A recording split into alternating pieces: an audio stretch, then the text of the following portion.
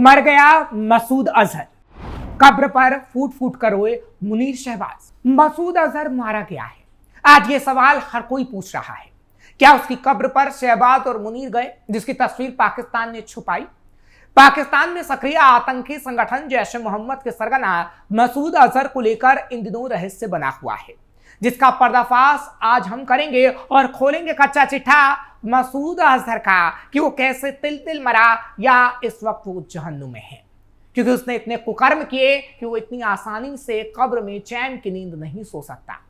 मसूद अजहर को लेकर पूरा सच आपको बताएंगे और उस ब्लास्ट के बारे में भी जो पाकिस्तान में हुआ, लेकिन पाकिस्तान सिर्फ इसलिए चुप रहा ताकि उसकी नाक ना कट सके। नमस्कार, कैपिटल टीवी का खास शो कच्चा चिट्ठा देख रहे हैं आप। मैं हूं आपके साथ हर्ष भारद्वाज।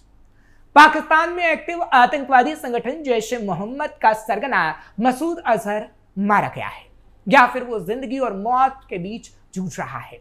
ये हम नहीं, पूरा पाकिस्तान और पूरी दुनिया पूछ रही है। पाकिस्तान में जैश के आतंकवादियों के मन में भी यही सवाल चल रहा है। मसूद अजहर काफी दिनों से संगठन के आतंकवादियों के बीच नहीं गया, जिसको लेकर तरह तरह के सवाल किए जा रहे हैं। उसके संगठन को लेकर भी अफवाहों का बाजार गर्म है। कुछ लोग बता रहे हैं कि मसूद अजहर मृत्युशैया पर लेटा हुआ है, यानी किसी भी वक्त उसकी जान जा सकती है। पाकिस्तान में चल रहे इन सभी कयासबाजियों के बीच भारतीय खुफिया एजेंसियों ने भी बड़ा खुलासा किया है। मसूद अजहर को लेकर गहराया रहस्य।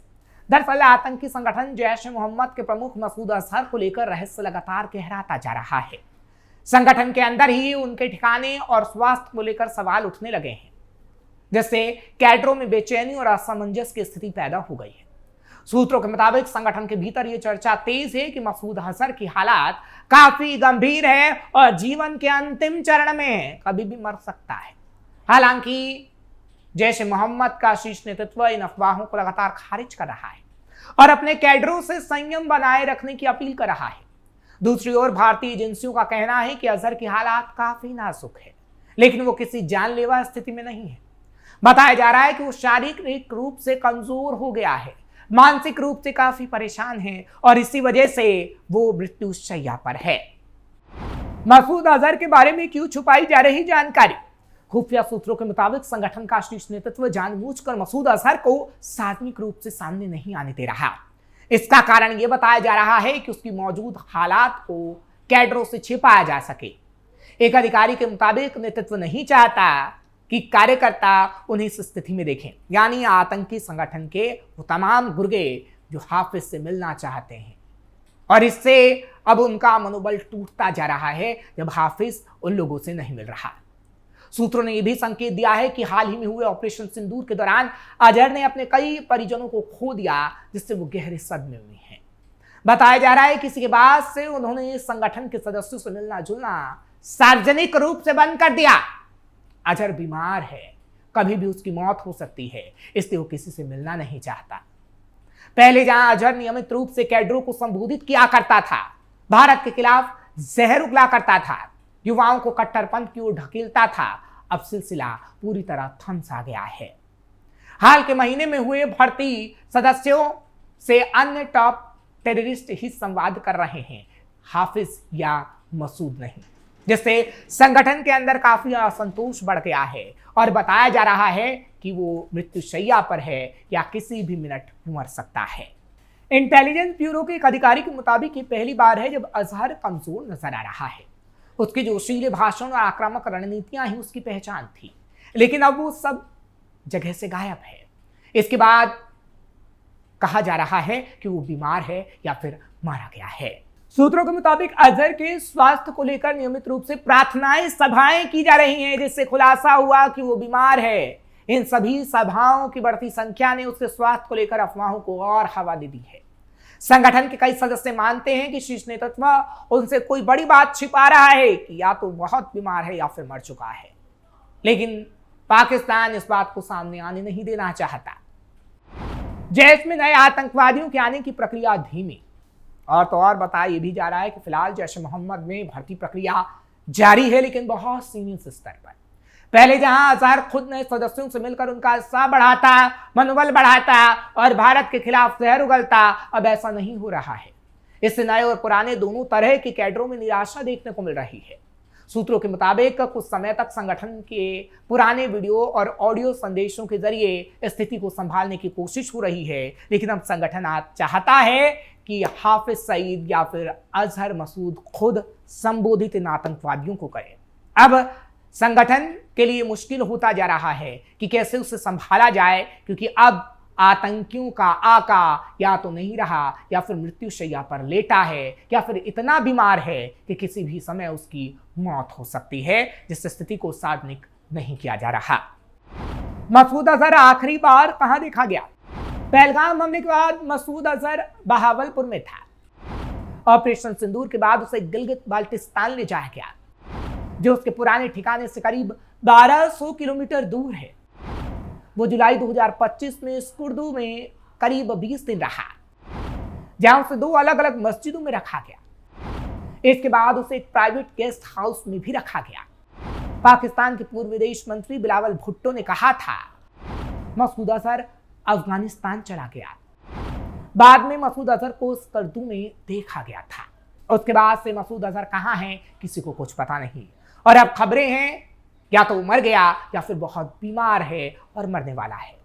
और तो और मसूद अजहर के साथ साथ हाफिज सईद को लेकर भी यही बातें की जा रही हैं, जो भी कई दिनों से पाकिस्तान में कही जा रही हैं। हाफिज सईद आखिरी बार कहां देखा गया? ऑपरेशन सिंदूर से पहले हाफिज सईद को लाहौर के घनी आबादी वाले इलाके जोहर टाउन में देखा गया था। रिपोर्ट के मुताबिक यहां उसके घर को ही एक सब जेल में बदला गया था। ऑपरेशन सिंदूर के बाद कुछ दिन इस्लामाबाद में भी रहा।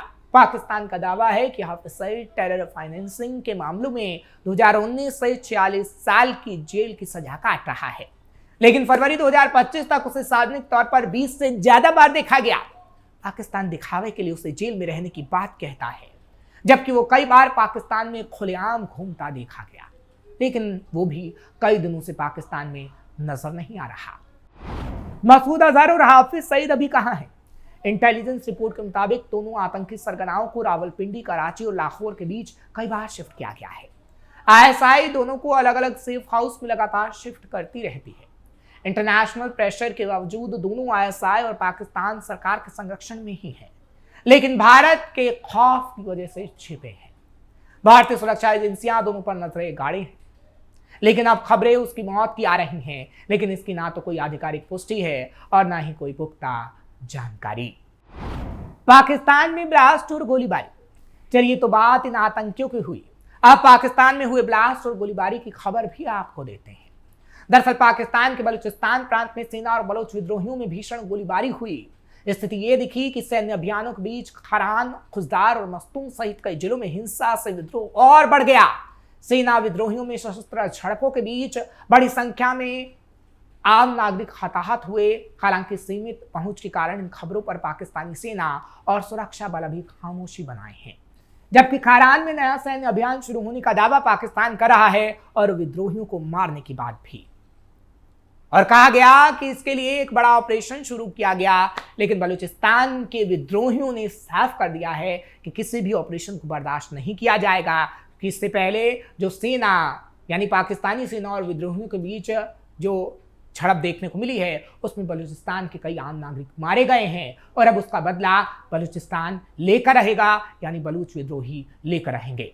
जिसके बाद पाकिस्तान के बॉर्डर इलाके में एक बड़ा ब्लास्ट देखने को मिला है, जिसमें कई पाकिस्तानी सैनिक मारे गए हैं।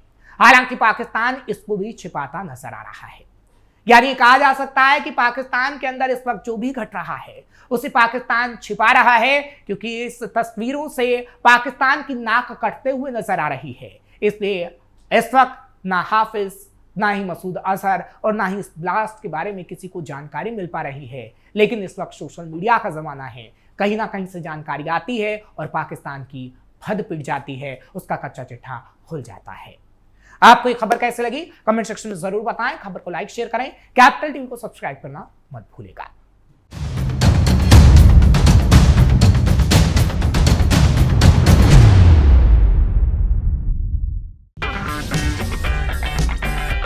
अगर आपको हमारा वीडियो पसंद आया हो तो इसे लाइक करें, हमारे चैनल को सब्सक्राइब करें और हाँ, बेल आइकन दबाना ना भूलें, ताकि आप तक हमारे वीडियो की नोटिफिकेशन पहुंचती रहे।